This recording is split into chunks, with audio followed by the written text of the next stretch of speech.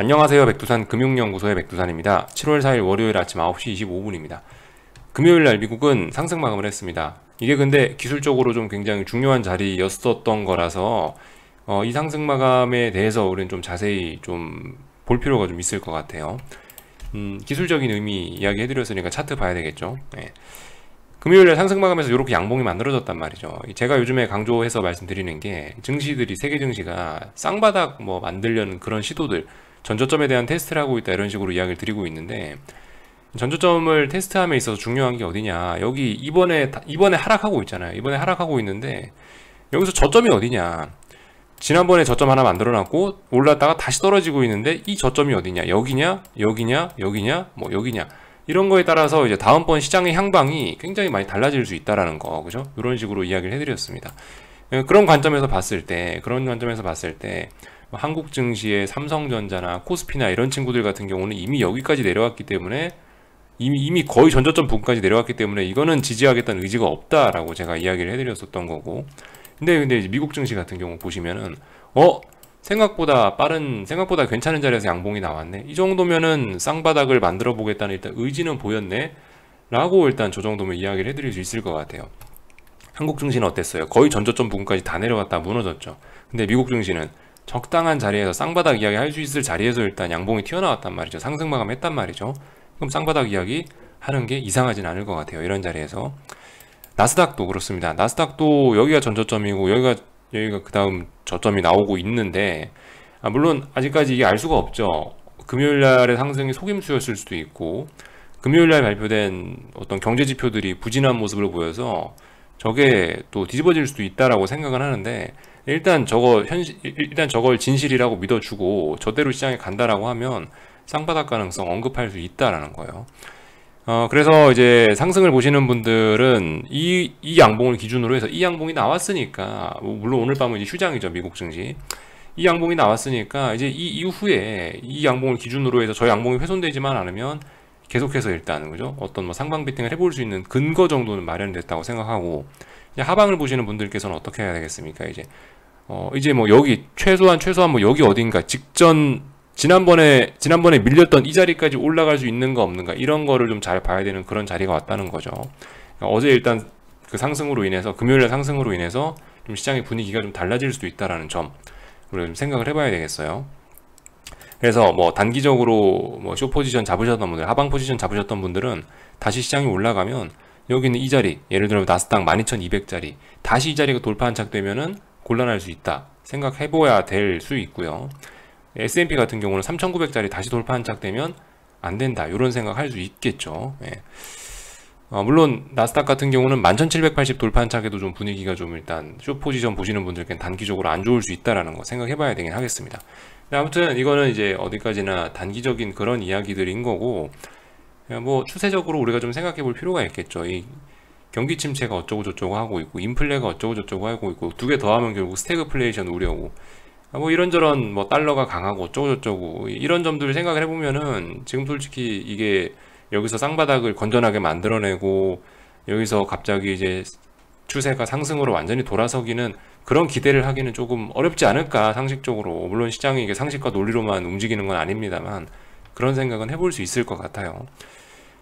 그죠? 특별히 바뀐 거 없죠. 연준의 긴축 기조 계속되고 있는 거고, 뭐 국제유가 같은 거 오르고 있으니까 시장에 부담될 수 있을 거고, 인플레 부담, 그죠? 그리고 이제 말씀드릴 거지만 경제 지표들이 슬슬 부진하게 나오고 있다는 점들이 시장의 부담으로 다가오니까, 반등을 하더라도 좀 제한적이지 않겠어? 뭐 혹은 뭐 반등하더라도 결국 또 하락하지 않겠어?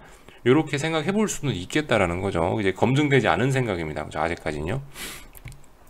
그래서 기술적인 이야기들 좀 해봤고, 조금 참 하나만 좀 더 보고 넘어가자면, 이제 빅스도 한번 좀 우리가 볼 필요가 있을 것 같은데, 금요일날 밤에 상승으로 인해서 빅스가 와장창 했죠. 와장창 했어요. 그래서 27을 깼습니다. 그래서 어젯밤에 금요일날 밤에 상승이 상당히 좀 의미가 있다라고 본다고요, 기술적으로. 일단 저게 진짜라고 한다면은 이 생각보다 시장이 더 안정될 수 있다, 생각보다 시장이 더욱더 반등을 많이 할 수 있다, 빅스는 쭉 죽어 내려갈 수 있다라고 생각할 수 있는 그림이긴 해요, 이것만 보면요.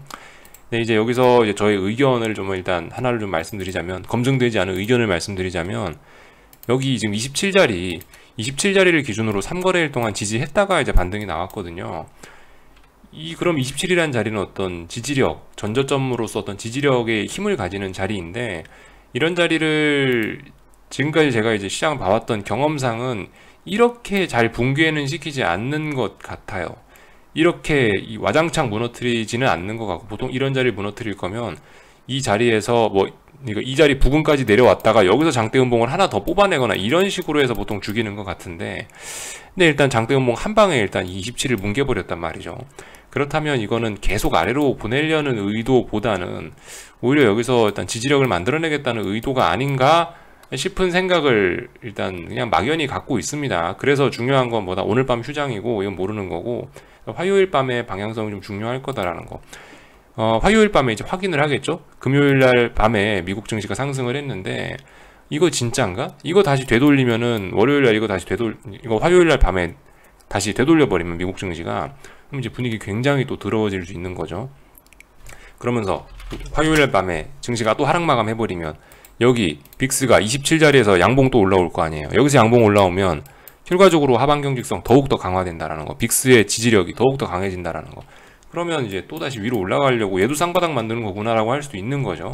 그러니까 일단 그런 부분은 화요일 날 우리가 확인을 해보면 될 것 같습니다. 아무튼 중요한 자리예요. 미국 증시 쌍바닥 가능성을 충분히 이야기할 수 있습니다. 이 정도를 좀 살펴봤고, 조금만 더 보자면은 요거 반도체가 박살이 났죠. 무슨 이유에서인지 솔직히 잘 모르겠습니다. 근데 비트코인, 수요 둔화, 이런 것들의 이유가 있겠죠. 미국 증시 다 상승한 가운데 여기 보시면 빨간색 들어와 있는 게 반도체입니다. 반도체 섹터가 굉장히 안 좋았다라는 거 우리가 볼 수가 있죠. 그리고 한국 증시는 이제 반도체가 시가총액 비중이 굉장히 크다는 거, 한국과 대만이, 그죠? 그거 다 아시죠? TSMC하고 삼성전자. 그런 거 때문에 오늘 한국 증시나 대만 증시가 좀 악영향을 받을 수도 있겠다. 미국 증시는 올랐네. 미국 증시는 올랐는데 한국 증시가 무조건 좋을 건가? 좀 의심은 해볼 필요가 있을 것 같습니다. 그래서 보시면 반도체 지수 보시면 급락했거든요. 사실 자연스러운 모습이에요, 그죠? 제가 조금 전에 말씀드렸던 것처럼 전저점 쌍바닥을 만들 거면 여기까지 내려오면 안 된다. 여기서가 아니고 여기에서 올라갔어야 된다라고 이야기를 해드리고 있는데, 제일 좋은 거는, 근데 일단 이 자리 이렇게까지 내려왔으니까 급락을 했어요. 시장이 좋은데도 불구하고 반도체 지수 급락을 했거든요. 그만큼 그죠, 반도체 섹터가 약하다는 의미고 뭔가 악재가 있거나 안 좋다는 이야기겠죠. 그래서 하락이 잘 진행이 되고 있는 거고, 한 3-4% 정도 급락을 했는데 급락할 수 있는 자리에서 급락을 한 거고 매우 자연스러운 현상이고, 이런 점들이 이제 코스피에는 좀 안 좋게 영향을 미칠 수도 있지 않을까 생각 정도는 해봅니다. 마이크론 테크놀로지 같은 거 보시면은, 그죠? 마이크론 테크놀로지, 삼성전자 같은 거죠. 보시면 이런 모습입니다. 일단은 전저점 붕괴에 따른 급락을 해서 아래 꼬리를 달긴 달았지만 분위기가 별로 좋지는 않죠. 예. 코스피가 악영향을 받을 수도 있겠는 걸 이 정도 생각은 해볼 수 있습니다.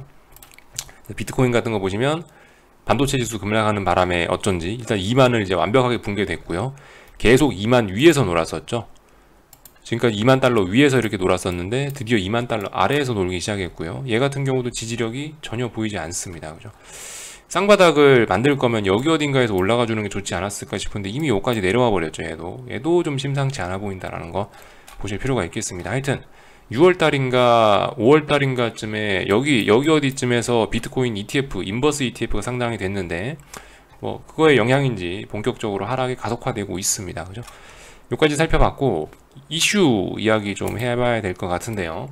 금요일 날 밤에는 이제 지금까지 기술적인 이야기 한 거고 이슈가 있었습니다. 여기 보시면 경기 침체 우려에도 국채금리 급락 등의 증시가 상승 마감했다라고 되어 있죠. 이런 내용을 좀 살펴볼 건데, 일단은 그 미국 거 보기 전에 다양한 경제지표들이 발표가 됐습니다. 여기 보시면 엄청난 경제지표들 많이 매일매일 발표되죠. 다 볼 필요는 없을 것 같고 주요국들만 몇 개 살펴보자고요. 그죠? 예를 들면 독일 PMI, 제조업 PMI죠. 이런 거 52 나왔네요. 예상치 부합했으니까 괜찮을 수 있지만 지난번 54였죠. 값이 52였으니까 둔화가 된 겁니다. 아직까지 이런 걸 보고 우리가 경기 침체라고 이야기할 수는 없죠. 다만 지금은 예전과 같은 고성장세가 좀 꺾여 있는 거죠. 근데 고성장세가 이렇게 지금과 예전 같은 경우는 굉장히 고성장세 이렇게 올라갔다면은, 경제성장이 이렇게 됐었다면은 지금 같은 경우는 이 성장세가 슬슬 둔화가 되고 있는데 이게 이제 꺾일 수도 있고 아니면은 여기서 둔화된 세로 이렇게 슬슬슬 계속 올라가 줄 수도 있는 거고 아직은 모르는 겁니다. 그래서 지금은 그냥 경기 침체 우려 이 정도라고 그냥 이야기를 할 수 있는 거지, 그죠? 아직은 스태그플레이션 우려 이렇게 이야기할 수 있는 거지, 아직까지 어떤 명확한 실체는 일단 눈에 띄지는 않습니다. 경기 침체 이런 거 아직, 그죠? 네. 그래서 명확한 실체를 이야기하려면은 제가 봤을 때는 이 미국 GDP를 한 번 더 확인하는 게 좋지 않을까 싶어요. 1분기 GDP는 이제 마이너스가 나왔죠. 근데 그럴 수 있어요. 그럴 수 있어. 뭐 1분기 GDP 한 번 안 좋게 나온 거, 아 그래, 경기가 좀 둔화되나 보지 라고 이야기할 수 있는데, 이게 이제 2분기 발표가 돼서 이제 이게 완전 2분기에도 마이너스가 나와버린다. 그러면 어떻게 되겠어요? 그럼 2분기 연속 마이너스, 2분기 연속 역성장은 누가 뭐래도 경기 침체라고요. 그죠? 제 생각엔 GDP까지 봐야 이제 침체란 이야기를 할 수 있을 것 같은데, 그 전까지는 일단 침체란 이야기 할 수 없고, 단지 우려가 있을 단지 경기 침체 우려가 있다라고 이야기하는 게 적합할 것 같고요.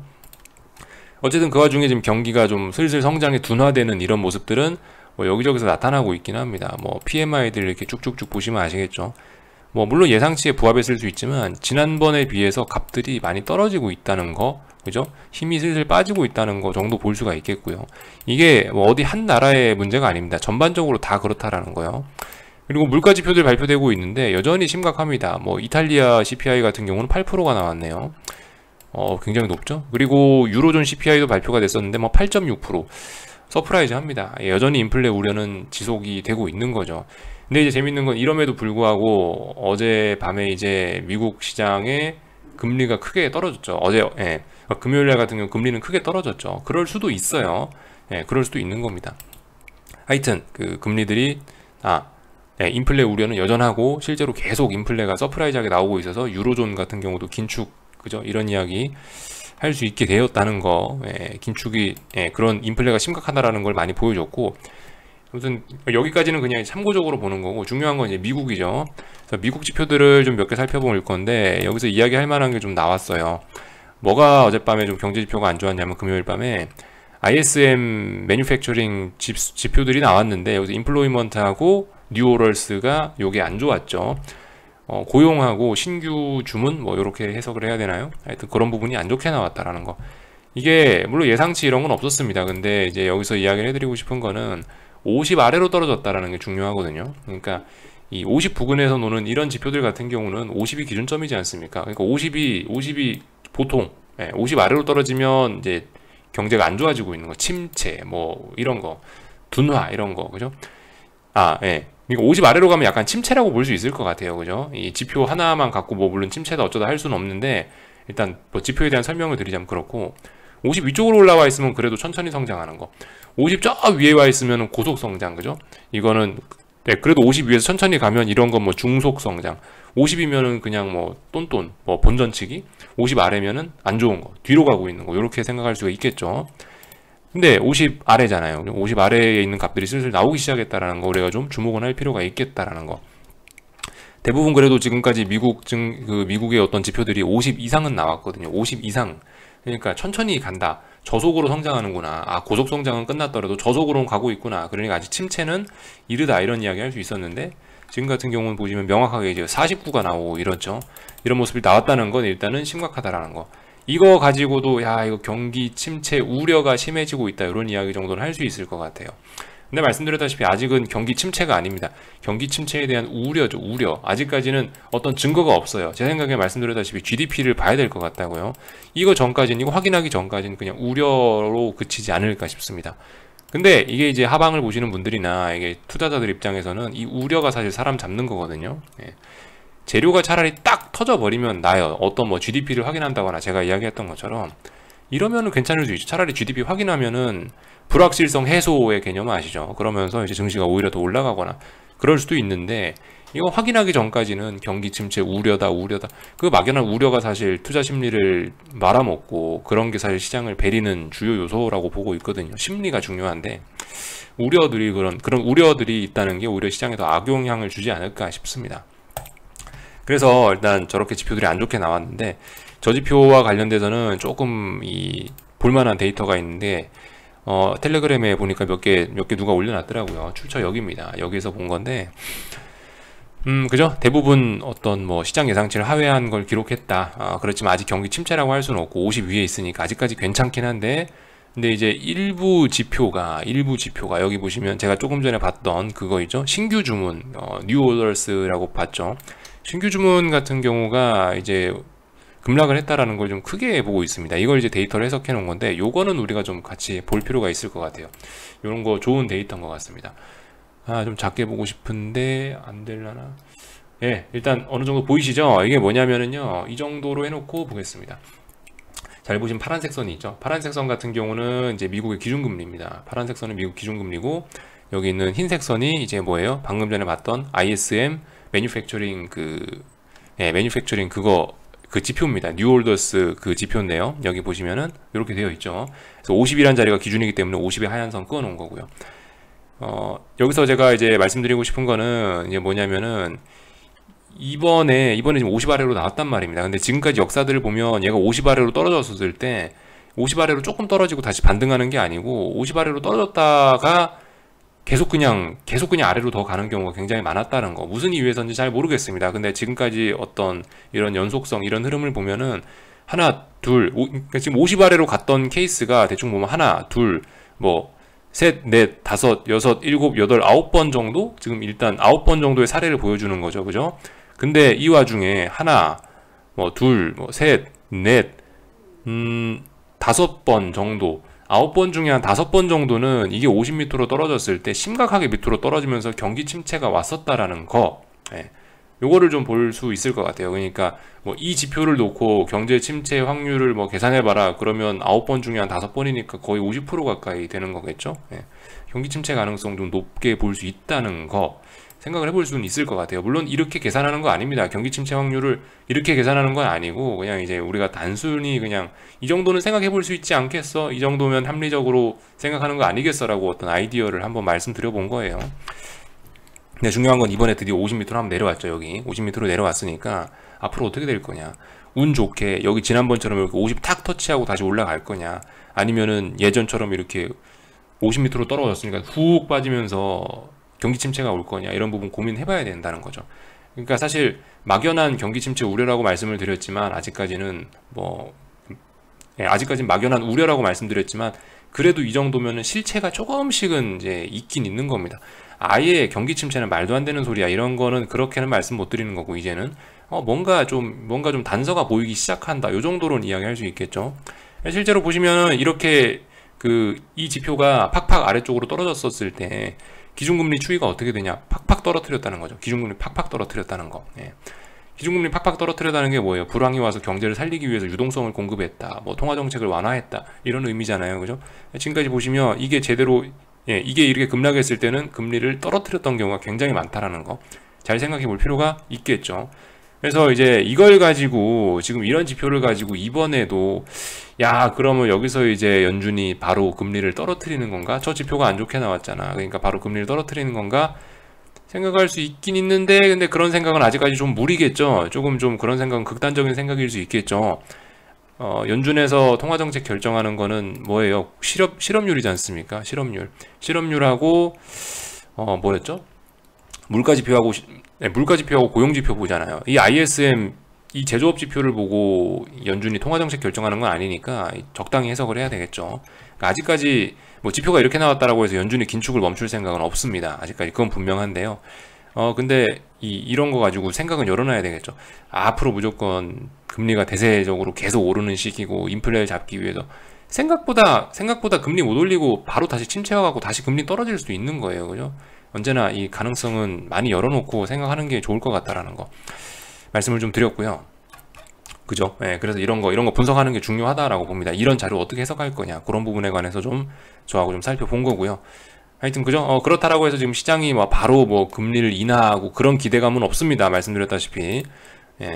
물론 금요일 날 밤에 금리는 하락했어요. 금리는 급락을 하긴 했는데, 근데 그렇다라고 해서 연준의 어떤 긴축 의지가 없어졌다, 그건 아니고, 보시다시피 금리가 급락했습니다. 이게 금요일 날 밤에 증시의 상승 요인이 되기도 했었다라고 생각을 합니다. 이것 때문에 증시가 좀 올랐겠구나라고 생각하기도 한다고요. 금리가 금리가 오를 때는 나스닥이 굉장히 약한 모습 보이죠. 근데 금리가 떨어졌으니까 증시가 반등할 이유가 충분한 거죠. 우호적인 조건이 갖춰졌다. 이것 때문에 올랐다라고 봐도 특별히 이상할 것 같지는 않은데, 근데 이게 지금 금리가 이렇게 떨어지는 게 솔직히 좀 지금은 뭐든 악재입니다. 솔직히 뭐든 악재예요. 뭐든 시장에 안 좋을 수 있어요.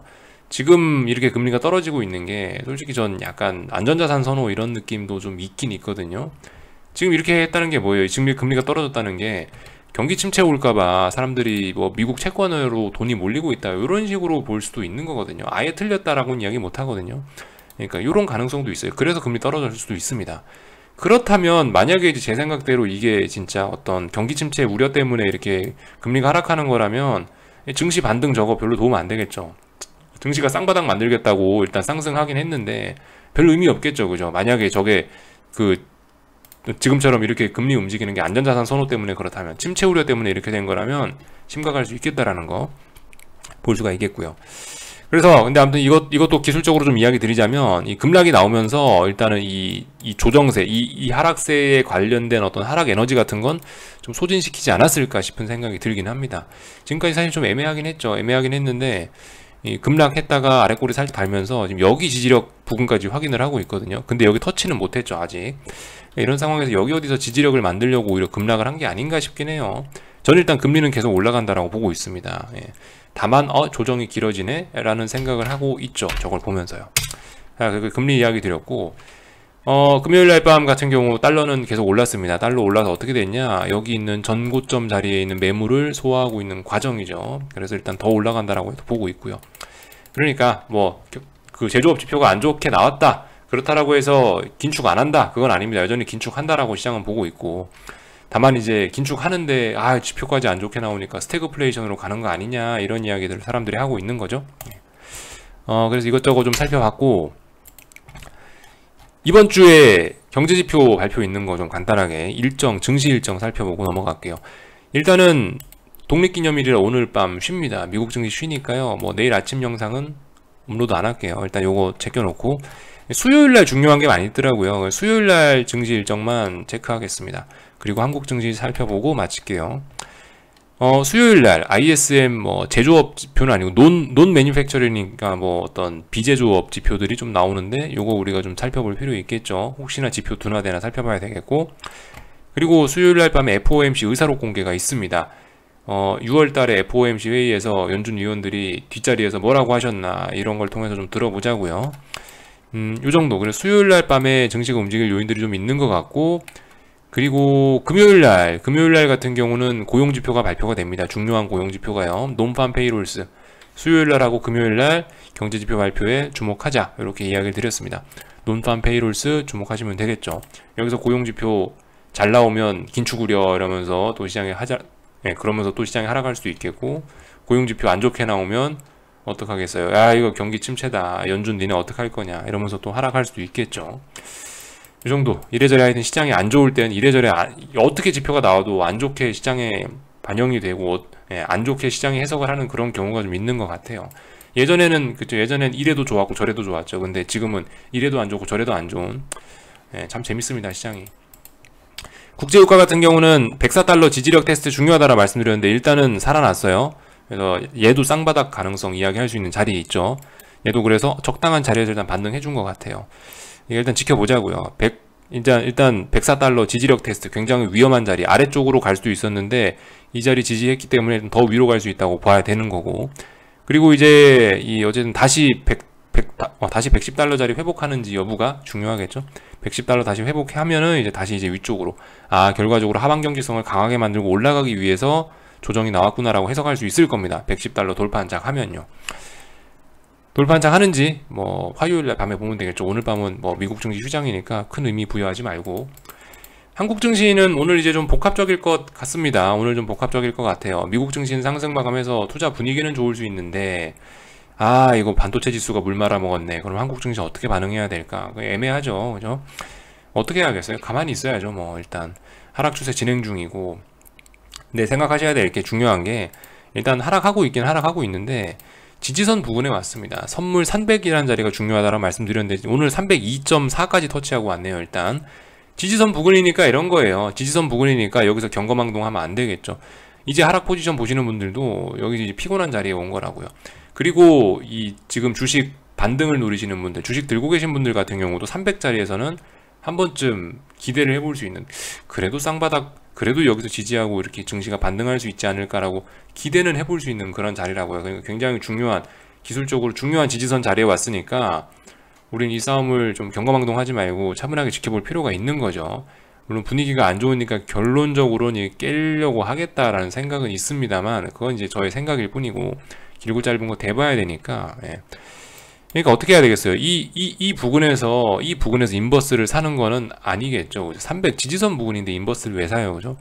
제 생각엔 정석적인 건 300이 붕괴되는 걸 확인하고, 300 붕괴되는 거, 여기 300 붕괴되는 거 확인하면은, 그러면 이제 새로운 강력한 아래로 가겠다는 힘이 등장한 거니까, 그거 믿고 이제 그거 보고 나서 이제 인버스를 사는 게 확인하고 사는 어떤 좀 안전한 방법이지 않을까 싶습니다. 지금 같은 경우 어쨌든 기존의 보유자분들 같은 경우는 계속 그냥 수익을 누적시키는 습관 가져보셨으면 좋겠고요. 가장 중요하죠, 그게. 삼성전자 이야기 좀 할 건데, 솔직히 좀 많이 빠지긴 빠졌습니다. 이 직전 저점 자리, 전저점 자리 여기 붕괴시키면서 어느 정도 시세가 사실 나긴 난 거예요. 아유, 전저점 붕괴시키고 꼴랑 이틀밖에 안 빠졌고 얼마 안 빠졌네라 생각하실 수도 있지만, 이 정도면 그 삼성전자라는 무거운 대형주 치고는 좀 많이 움직인 편이긴 합니다. 그래서 반도체 지수가 3% 급락했음에도 불구하고 지금 상승 중이긴 한데, 물론 이 상승이 큰 의미를 두는 건 아닌데, 약간 그 어떤 삼성전자 같은 경우 하락의 선반영 이런 이야기 할 수도 있는 그런 자리죠, 그죠? 예, 한 번쯤 뭐 그런 이야기 해볼 수 있는 자리예요. 좀, 그리고 워낙 많이 빠지기도 했고 한국 증시가 특히 그 많이 빠지기도 하고 하니까, 그래서 뭐 미국 저기 반도체 지수가 하락했음에도 불구하고 이렇게 상승하는 모습이 나타나는 게 아닌가 싶습니다. 아무튼 오늘 삼성전자 이렇게 양봉 달면 급락이 있겠어요? 급락하기는 어렵겠죠. 그럼 이제 피 터지게 싸울 겁니다. 위로 가기도 좀 부담스럽고, 아래로 가기도 좀 부담스럽고. 위로 가기 왜 부담스러워요? 예를 들면 환율 같은 거 보시면 이게 지금 외국인들이 자꾸 한국에서 돈 빼나가는 흐름인데, 그죠? 좀 곤란하겠죠?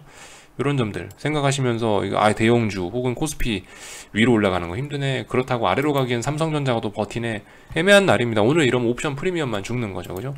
옵션들만 줄줄줄 죽어 내려가면서 답답한 하루로 갈 수 있다 생각할 수 있을 것 같고요. 그 와중에 우리 지지력 테스트 잘 보자 300짜리 그런 이야기 드렸고요, 그죠? 예, 지금 되게 시장이 애매해요. 아직까지 뭐 크게 움직일 만한 그런 재료도 없고, 그래서 이번 주 수요일 혹은 금요일 날에 있는 그런 지표들이 발표되면 그래도 그걸 바탕으로 시장이 움직일 수 있지 않을까 싶습니다. 그래서 이번 주 같은 경우, 그죠? 주목해야 될 게 뭐예요? 여기 선물 300 싸움. 그리고 뭐 미국 금리 쪽 보면은 미국 금리 10년물 국채 금리 급락했잖아요. 거기서 이제 변곡을 만들어내고 다시 반등하는지 이런 여부 지켜보시면 되겠죠? 그리고 반도체 지수 이런 게 일단 또 급락을 했는데 거기 어디서 뭐 단기낙 폭과대로 반등하는지 이런 여부들 이번 주에 살펴보시면 될 것 같고요. 뭐 코스닥, 그죠? 코스닥 같은 경우도 어때요? 지금 전저점 자리 지지력 테스트하고 있죠. 전저점 자리. 예, 코스닥도 같은 자리입니다. 300에 해당하는 그런 무거운 자리는 아닙니다만, 얜 별거 아닌 지지력입니다만 비슷한 자리 전저점에서 싸우고 있는 거죠. 가만히 지켜보시면 될 것 같습니다. 여기까지 할게요. 궁금한 거 리플 남겨주시고 오늘 저녁에 뵙도록 하겠습니다.